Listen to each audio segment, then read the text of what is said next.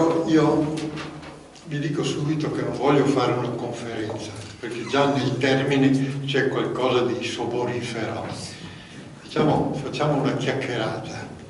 Non mi permetto anche di fare arbitrarie intrusioni nel mondo della letteratura, perché la mia cultura è essenzialmente scientifica. Ho fatto il chirurgo, quindi un po' lontano dalle lettere, anche se i nostri maestri sono stati anche degli umanisti, oltre che dei bravi medici e dei bravi chirurghi. Vi parlo un po' di Parisi, richiamando alla mia memoria, e quindi anche alla vostra, quell'uomo che è venuto a un certo punto dal Laos, dal Vietnam, da Roma, ad abitare sulle rive del Piave, forse per cercare nelle acque sacre del Piave di lavare i propri panni, e direi che le acque hanno fatto un benefico influsso sulla sua letteratura, perché i famosi sillabari sono nati praticamente a Ponte di Piave, a Salgareda, e consegnati alla storia della nostra letteratura della fine del Novecento. Io ho avuto con Parisi un lungo sodalizio. Era un uomo, come tutti gli artisti, d'altronde, di prendere con le pinze, nel senso che andava e veniva. E di questo suo carattere un po' originale ne aveva parlato anche Raffaele La Capria in un suo libro intitolato Caro Goffredo, dove raccontava che l'uomo era improvvisamente preso da aperture verso amici, verso conoscenti, e poi alternava a queste aperture di affetto ad altrettanto improvvise chiusure. E l'uomo era così. Io, in comune con lui, avevo, oltre che l'abitazione a Salgareda, anche la cittadinanza onoraria di Ponte di Piave, la sua per meriti ben diversi dai miei. Parisi allora arrivò nel 1970. Io credo però di essere l'unico, forse, dei conoscenti o amici di Parisi di aver conosciuto prima la madre di lui. E la circostanza fu nel 1971, quando a Treviso, era ormai Ferragosto, metà della città era al mare, l'altra metà ai monti, e sotto un sole caldo un autobus andava verso la stazione di Treviso. Improvvisamente un impavido ciclista attraversò la strada e al povero conducente non restò che inchiodare in mezzo bruscamente, il che ha provocato la caduta di una signora esile, piccola, che era appesa al gancio perché doveva scendere alla prossima seduta, che era la stazione. La signora cadde malamente, urtò la parte destra del corpo toraco-addominale su una sedia di ferro, sul seggiolino, e stramazzò al suolo lamentandosi. Fu portata al cafoncello, al pronto soccorso, e di qui inviata alla mia divisione. Allora io stavo operando, erano verso le 1:30, e l'aiuto mi venne a dire: si è ricoverata una signora con questi sintomi di trauma toraco-addominale sinistro. Allora non avevamo tutti quei marchingegni di ecografie, di TAC, eccetera. Avevamo, chi l'aveva, chi no, il cosiddetto occhio clinico, oppure la manualità e i raggi X. non avevamo altro. Io finii la mia seduta operatoria, non c'era nessuna urgenza, e andai a visitare questa signora, la quale era dolorante e aveva chiari segni di una contusione toraco-addominale sinistra con quella suffusione bluastra, e la visitai attentamente, chiesi un torace, un addome in bianco, come si dice, cioè una diretta radiografia dell'addome. La pressione era buona e gli esami che normalmente si fanno di routine erano a posto. Però esiste sempre il dubbio che possa succedere qualche cosa, ad esempio la rottura di milza o di fegato in due tempi, per cui allora non si parlava tanto di mala sanità, ma la tenni per una opportuna osservazione prima di dirle che non aveva niente. La visitai al pomeriggio, la visitai il giorno dopo, la suffusione pian piano andava diventando da blu a giallastra, eccetera, l'addome era buono, era sinistro. Dopo 4-5 giorni la dimisi, la salutai alla mattina prima di andare in sala operatoria. Nel pomeriggio, mentre facevo il mio ambulatorio, la segretaria mi venne a dire: c'è quella signora che viene da Venezia. Questa signora veniva dal Lido ed era un martedì ed era venuta al mercato di Treviso, che c'è il martedì e il sabato, per non so quali compere. C'è quella signora, dice: ma io l'ho già salutata stamattina, dico, gli è stato fatto il cartellino di dimissione, e dice: ma vuole salutarla. La signora entrò e aveva 2 libri in mano. Uno era Il prete bello, uno era Caracina. La dedica era al mio nome. La signora aveva scritto anche a nome di mio figlio Goffredo. Quella signora era la mamma di Goffredo Parisi, che io sapevo essere arrivato a Ponte, ma essendo tutto il giorno in ospedale non avevo avuto ancora occasione di conoscerla. L'avevano però conosciuto i miei fratelli, che facevano le vacanze lì dai nonni a Ponte di Piave. Io non so se Parisi fosse venuto a trovare in quei giorni la madre, con la quale aveva avuto sempre un rapporto conflittuale. Comunque, se è venuto di soppiatto. Di lì però, poco tempo, Parisi venne a cena a casa nostra, ogni tanto veniva abbastanza spesso, non che fosse invitato, veniva alle 8, era l'ora in cui il papà, la mamma, i miei figli, nipoti, eccetera, andavamo a cena. E era una specie di autoinvito che lui si faceva e aggiungevamo volentieri un posto a tavola. Parisi era un uomo difficile. Se aveva la serata buona, si fermava a chiacchierare con me, con i fratelli, anche fino a mezzanotte, fumando come un disperato, una sigaretta dopo l'altra. Se aveva la serata cattiva, se ne andava via, insalutato ospite, tanto noi eravamo parecchi in famiglia, dico: ma dove è Goffredo? Andato via. Non c'era più. Questo era l'uomo Parisi. Allora Parisi girava tra Sagliareda, Ponte, Oderzo, Treviso con una vecchia Renault verde, la quale aveva un difettuccio, non da poco. Ogni tanto il cofano si apriva da solo. Io gli dissi: guarda che questo non è una cosa tanto simpatica. Dico: è pericolosa. Oh, dice, si apre sì, ma non sempre. Ogni tanto, vabbè.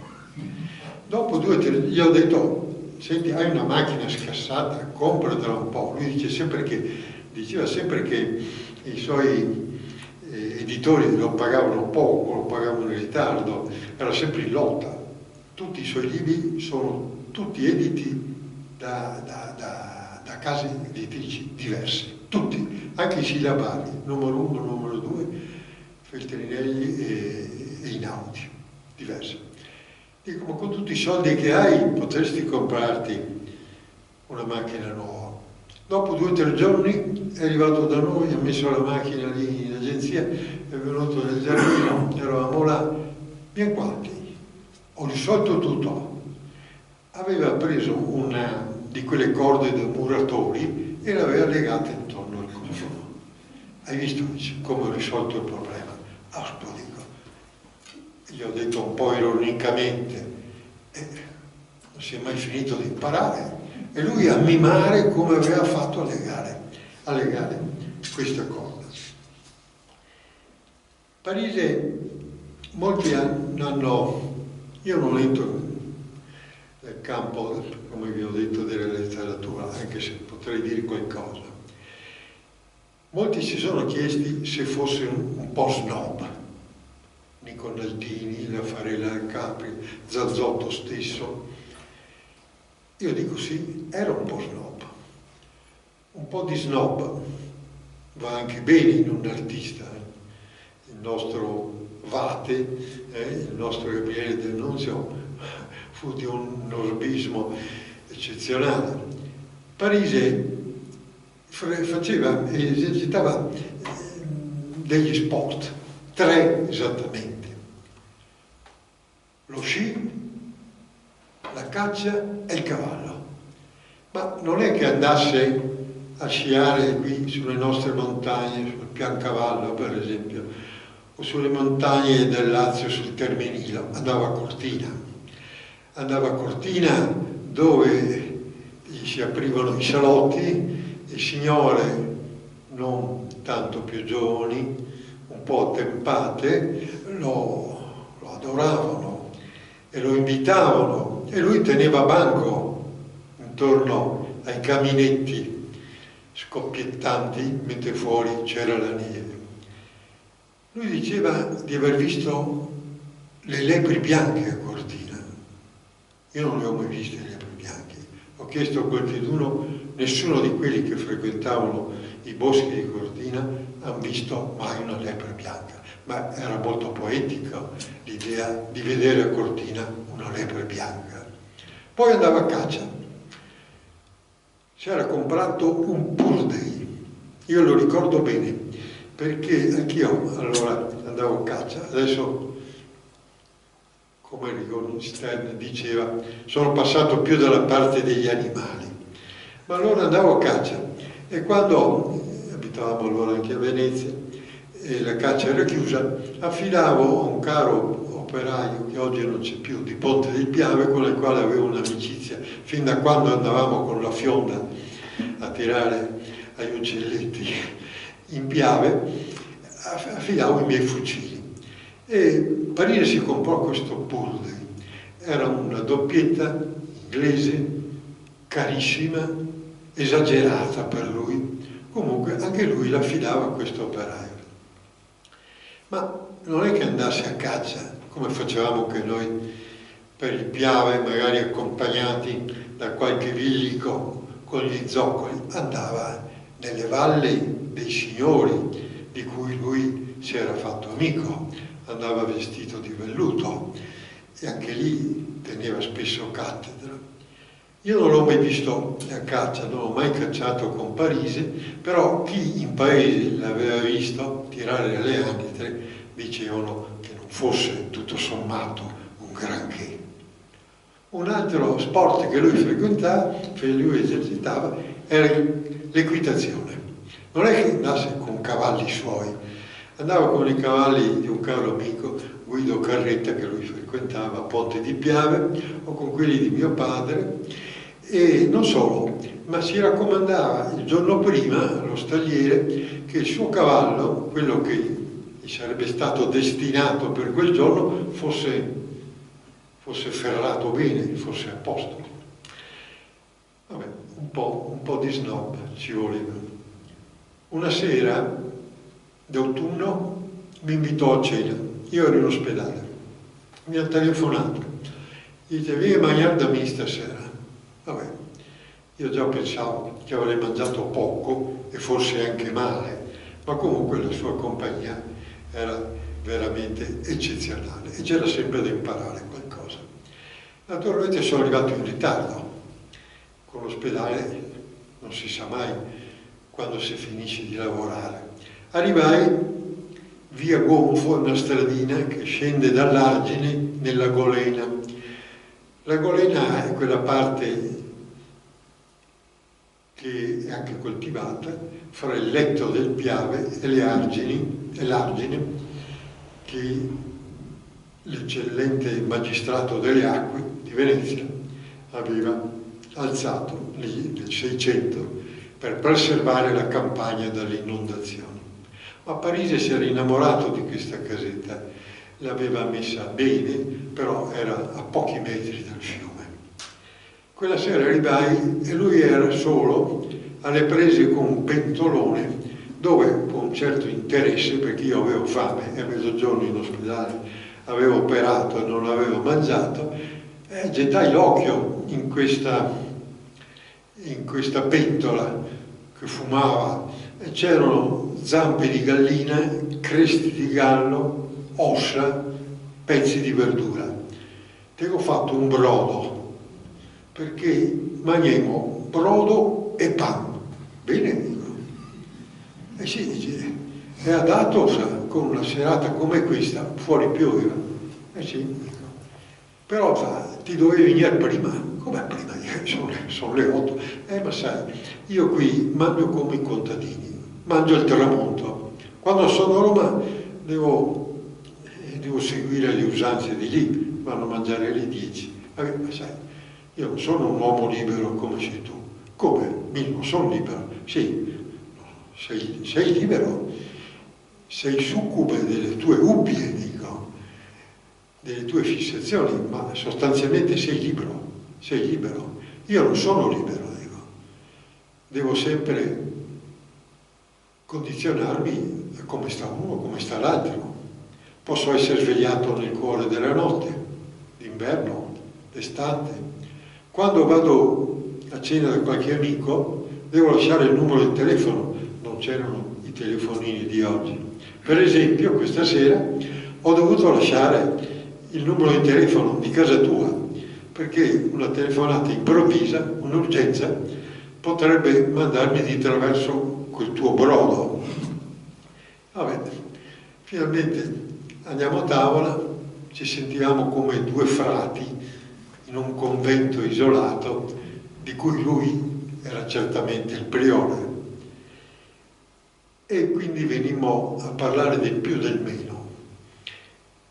Era un uomo che era ossessionato da diventare vecchio, forse per questo è morto a solo 56 anni. E là intavolammo un discorso. Io dicevo che il dramma vero dell'uomo era la malattia, non la vecchiaia.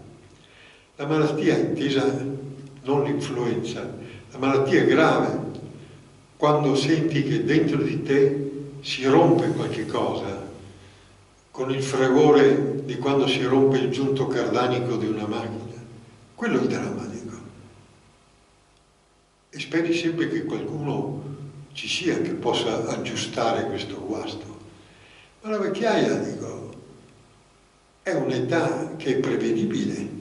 Tu sai che se non ti ammali, se non muori giovane, arriva prima o tardi la vecchiaia, che può essere anche aggettivabile, mai o anche in senso drammatico, ma anche un aggettivo più dolce. La vecchiaia può essere serena, può essere felice. Lui diceva che non era d'accordo, perché per la malattia dice, si può fare qualche cosa. E lì ricordò una sua visita, di cui poi potrò anche accennarvi, in sala operatoria da me. Ma per la vecchiaia cosa c'è? Dice, ma sì, fumare poco, una saggia amministrazione, ma non c'è niente da fare contro la vecchiaia. Poi lui aveva anche una visione pessimistica della vita, passò anche dei momenti mancanza di ispirazione letteraria, io pensavo che a un certo punto facesse anche la fine che ha fatto Pavese, ma poi usciva. Lui sosteneva che l'uomo tutta la vita passa da una crisi all'altra e che anche nei momenti sereni il cielo non è mai azzurro, sembrano tranquilli, ma poi ricade nelle crisi. Questo è lo suo un concetto pessimistico, certamente. E quella sera finimmo così la nostra cena, parlando dei guai così dell'umanità. Accennavo a una sua visita in sala operatoria, perché durante una cena a casa mia, alla sera mi venne vicino e dice: senti, io vorrei vedere da vicino come è fatto, usò questa parola, come è fatto un tumore. Ma dico, non c'hai altre voracità conoscitive di questo? No, voglio vederlo. Beh, purtroppo non mancavano queste occasioni. E allora dice: quando vuoi, mi avverti la sera prima, vieni a prendermi. E andai a prenderlo la mattina alle 7, dopo una settimana, avevo un tumore del colon e naturalmente lo vestimmo da chirurgo, con una mascherina eccetera. Lui si mise dietro a me e dimostrò di essere coinvolto veramente dal voler vedere, dal voler conoscere, tanto che gli infermieri dovettero trattenerlo perché non mi cadesse sul tavolo operatorio. Alla fine io asportai il tratto intestino malato che venne raccolto dagli infermieri, portato nella sala di là per inviarlo all'anatomia patologica, e lui seguì l'infermiere, si fece dare un paio di guanti e cominciò a palpare la neoplasia. Poi venne da me e con gli occhi di fuori, esterrefatto, dice: ma senti, si muore per una cosa così? A me sembra una cosa banale. Ebbe questa uscita sua: si muore per una cosa banale. Anzi, poi aggiunse: assomiglia al gozzo di un pollo. Poi andammo all'Oca Bianca a mangiare, era una trattoria che c'era nei vicoli di Treviso, dove era conosciuto, si dava del tu, mi pare si chiamasse Norina, parlavano in dialetto vicentino. E là mi raccontò che lui voleva fare il medico. Si era iscritto anche in medicina. Poi disse che una vocazione letteraria precoce lo portò a scrivere il primo romanzo. Lui era vicentino, frequentava Ferdinando Bandini, poeta recentemente scomparso, di Vicenza, e altri personaggi della cultura vicentina. Lui era il più giovane. Una sera erano al bar col Palladio davanti e Parisi parlavano Tolstoi, di Chekhov, di Gogol, e Parisi a un certo momento: sentite, io vi lascio parlare e vi mando tutti a quel paese. Anzi, non usò questa frase, usò una frase che io non ripeto: vi mando tutti a quel paese e domani vado a Venezia a scrivere un romanzo. Aveva 19 anni ed era 54-55. Siccome non aveva il becco di un quattrino, andò a Venezia e riuscì a subaffittare, era giugno-luglio, la stanza di un studente, il quale non parve vero di poter cedere la stanza per quei giorni di vacanza che lui se ne andava via. Parisi scrisse Il ragazzo morto e Le comete, fu il suo primo romanzo, e poi lo mandò all'editore Neri Pozza di Vicenza, pregandola di prenderlo in considerazione. Neri Pozza era un uomo duro, un uomo severo, e dice: senta, io glielo pubblico, purché lei cambi qualche errore e qualche orrore. A che Parisi, che era altrettanto duro, gli disse: senta, o lo pubblica così o se no me lo torna indietro, perché io non cambio neanche una virgola. Il ragazzo morto nelle covette uscì con Neri Pozza e fu subito letto da Commisso, e Commisso lo apprezzò e lì nacque anche un'amicizia con Commisso. Parise, come dicevo, era un uomo che andava e veniva. Una sera mia moglie mi telefona in ospedale e dice: guarda che Goffredo è stato poco bene, e dice se vai a vederlo prima di venire a casa. Era l'estate e io ero in ospedale e alla sera verso le 8 andai a trovarlo nella sua casetta. Lo trovai pallido, leggermente sudorante, e gli dico: che cosa hai avuto? Ma stamattina sono andato in piave a camminare un po' sulle dune e a un certo momento ho sentito un dolore qua. Ma sanno niente. Ho mangiato un persego, già sa, perché l'avevo messo in frigorifero e attribuiva alla pesca questo suo dolore, che era chiaramente riferibile a una crisi anginosa.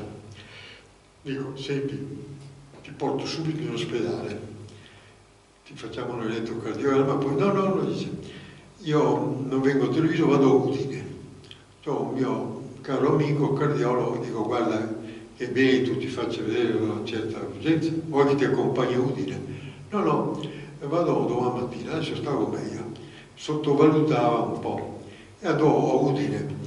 Io non so poi, perché non lo sentii più, però quando ritornò da noi una sera a cena, alla fine si accese la sigaretta che fumò con una mano e con l'altra ingoiò una pillola. Dico: cos'è quella pillola?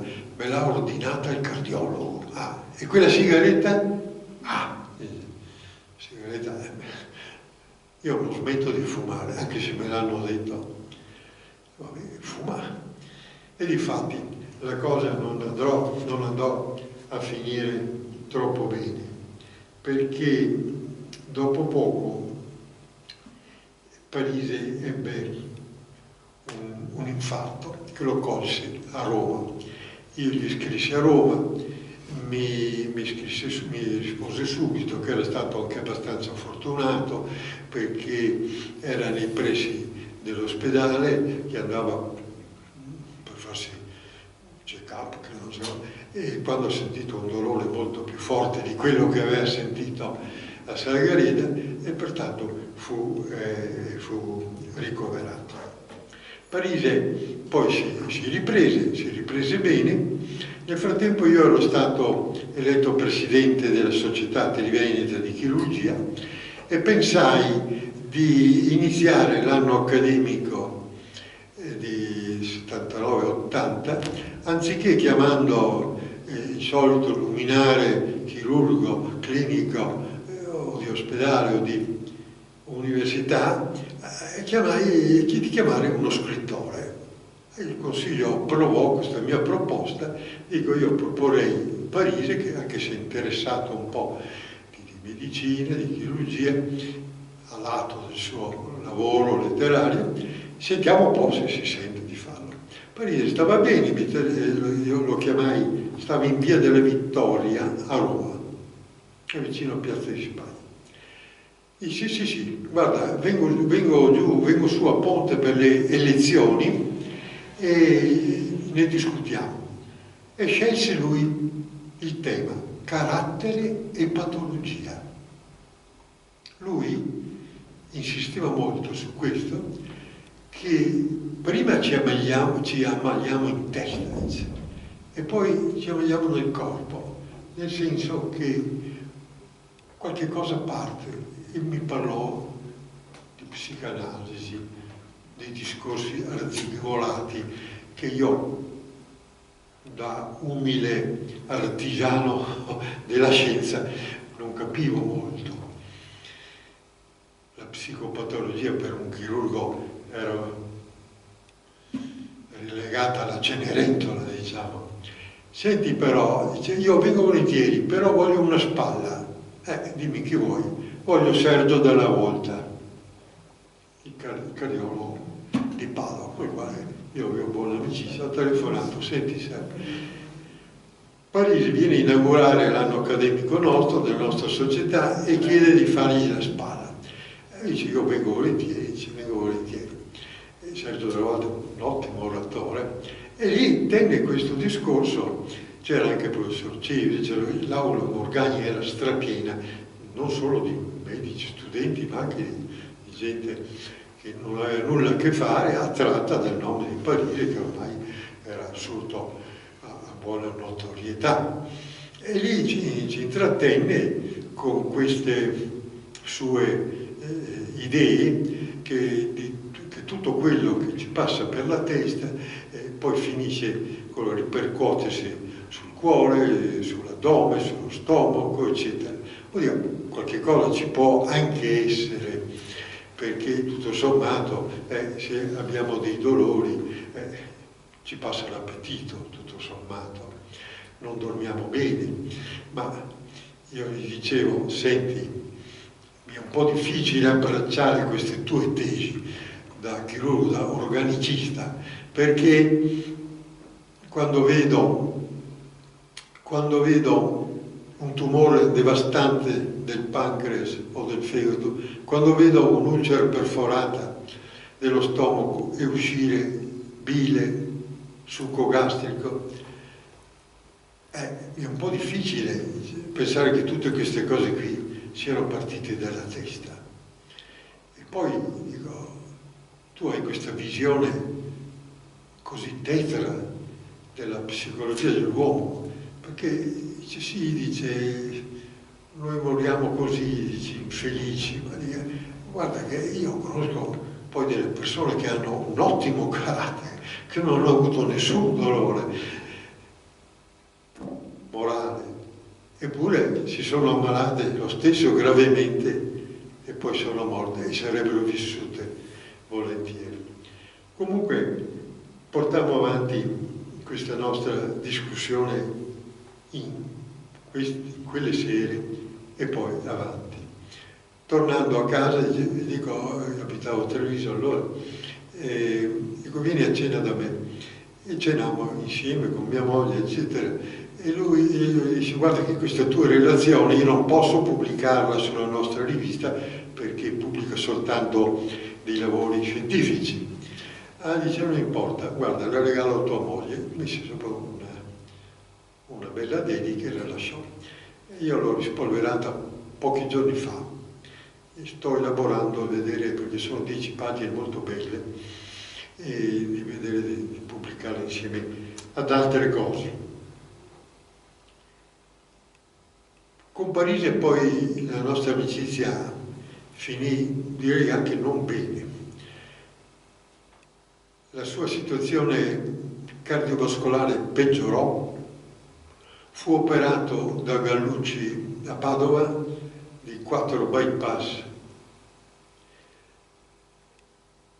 e lo trovai a Cortina dopo 2 o 3 mesi, mi raccontò tutto dell'intervento, stava bene, dice, sai, in un certo momento ho fatto un colpo di tosse e mi si è aperto lo sterno, mi hanno allora ricucito e poi andò bene, ma da lì cominciarono i suoi guai e finì in dialisi per un'insufficienza renale cronica.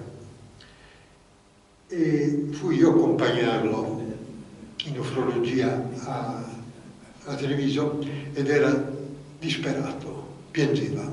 Era un uomo abituato a viaggiare di qua, di là e naturalmente il suo futuro era condizionato completamente alla dialisi. Lo seguì per una quindicina di giorni, stette ricoverato. Alla mattina, prima di andare al salone operatorio, passavo per la nefrologia per salutarlo, per sentire come stava. E qualche volta passavo anche alla sera. Una mattina arrivo, vedo il materasso rovesciato, il letto vuoto, e dico, è morto. Chiamato l'infermiere, dov'è il signor Parisi? È andato via. Come è andato via? Sì, stava bene, dice, i medici gli hanno detto che poteva andare a casa perché ha detto che domani sarebbe partito per Roma, dove lui lavorava, e avrebbe preso contatti con la nefrologia, una nefrologia a Roma. Era partito, insalutato ospite, dopo che io l'avevo seguito ogni giorno. A casa a Sagreda non l'ho trovato, porte chiuse, allora ho preso carta e penna e gli scrissi una letteraccia. Non scrivevo bene come lui, ma a dirgliene penso di essere stato abbastanza capace. Lui non mi rispose mai e questo non mi meravigliò. Lo vidi qualche tempo dopo, ci salutammo, lui non parlò più di nulla, era ormai gonfio, lo vidi anche un po' distratto, non era più quello che era stato e questo mi portò anche un dolore. Parise si era iscritto a medicina, si era iscritto a matematica, ma non aveva mai conseguito una laurea. Negli ultimi anni gli arrivarono gli attestati di lode da tutte le parti, brutto segno, vuol dire che uno sta per andarsene, e fu laureato, ebbe la laurea honoris causa a Padova. E lì dice delle cose che io leggo perché non le ricordo. Ha fatto un discorso mirabile che ha finito così. È forse venuto il momento che la mia risibile opera di scrittore venga infilata in uno scaffale, in quel millimetrico ossario che le compete. Non era uno di quei momenti che ben conosciuti da chi era vicino a Parigi, in cui lui faceva tabula rasa di tutto. Lui sapeva che fuori dal Bo, contrariamente a quello che accade per ogni laureato, non gli aspettava la vita, ma la morte. E infatti di lì a pochi mesi morì ed era il 31 agosto del 1986. Prossimo agosto saranno 30 anni dalla sua morte. Lui si era dichiarato ateo, o perlomeno dice, sai, io non credo in Dio nel senso convenzionale. Dio, mi scrisse, è come una cometa, ma si sa che l'esperienza di Dio in ognuno di noi, aggiungo io, è varia e molte volte anche singolare. Io non so se lui lo abbia mai cercato, Dio, o anche invocato, però ha avuto dei barlumi di fede, perché quella sera, tornando a casa, dopo essere stato in sala operatoria, mi disse, sai cos'è che mi ha colpito più di tutto durante l'intervento? Aveva visto gli intestini, il fegato. Mi ha colpito la pochezza delle nostre viscere in rapporto alla grandezza del nostro pensiero. Io lì ho visto che lui cercava qualcosa di soprannaturale. E un'altra cosa dice, una volta mi disse, io vedo ogni mattina il fattore di casa vostra che va in chiesa, ogni mattina, dice. Piacerebbe anche a me, dice, volteriano, assolutamente ateo o quasi, dice, star lì in chiesa e pensare un po' alle mie cose, nel silenzio, con qualche candela accesa. Lui cercava forse qualche cosa. Io non so dove sia finita la sua anima, ma se nell'aldilà Dio lo ha accolto e Dio che ha tanto tempo rispetto a noi avrà potuto leggere i suoi sillabardi Nei sillabari di Parisi il Signore avrà visto tutto quello che l'uomo soffre, vive sulla terra, dolori, in amori, in illusioni, in delusioni. E penso che un posticino possa averlo trovato per mettere Parisi, magari in un angolo, se quest'angolo per i poeti può esistere. Grazie.